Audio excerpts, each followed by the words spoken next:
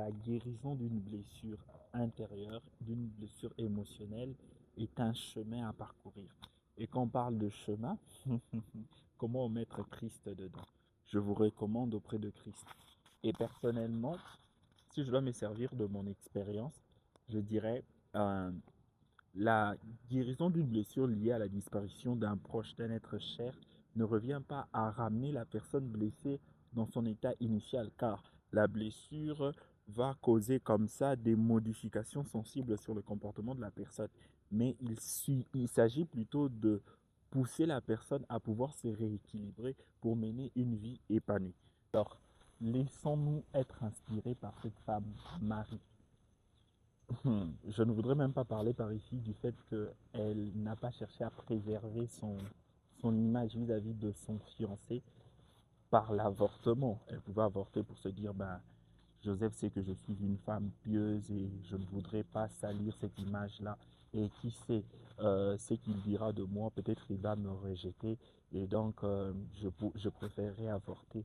Mais j'aimerais plutôt m'attarder sur son style de communication. Elle était transparente, elle a parvenu à pas faire part à son fiancé de cette information si sensible qui pouvait sceller également la rupture de leur relation.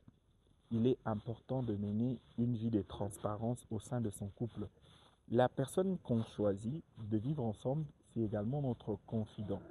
C'est la personne censée, auprès de qui nous sommes censés partager la plupart des informations qui nous concernent. Et même comme ça, des informations qui peuvent faire mal. Des informations qui, quand il entend, il n'a pas seulement les plaisirs. Ça peut le bouleverser, mais c'est ça en fait. C'est ça le bon partenaire. La personne qui est censée nous comprendre même quand c'est dur, même quand c'est difficile.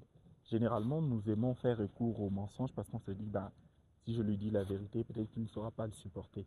Mais c'est ça, au fait, le seuil de maturité qu'il faudrait atteindre et réaliser que ben, le partenaire des vies, la bonne personne, va me tenir la main même dans ces temps difficiles. Puisque nous réalisons que pour le plein épanouissement de notre couple, nous ne devons pas jouer à cache-cache et nous devons donc mener un style de communication transparente. Donc, on est clair avec l'autre, on dit des vérités et pas de mensonges. Parce que l'ennemi se servira tout justement du mensonge pour pouvoir nous nuire et déstabiliser nos couples.